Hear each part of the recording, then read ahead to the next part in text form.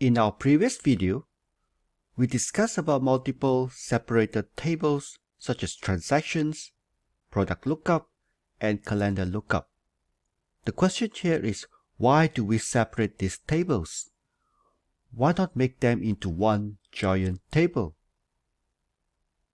To merge all these tables into one, you can simply use the infamous VLOOKUP function in Excel.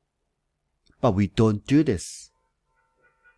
This is a sample look at a merged table where you combine transactions, product lookup, and calendar lookup together.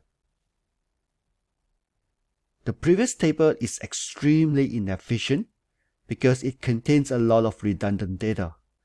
This makes it difficult to maintain consistency and data integrity when changing a data. Secondly, it requires more memory and processing capabilities. Hence, in data science and even computer science, when dealing with databases, we tend to split the data into multiple tables.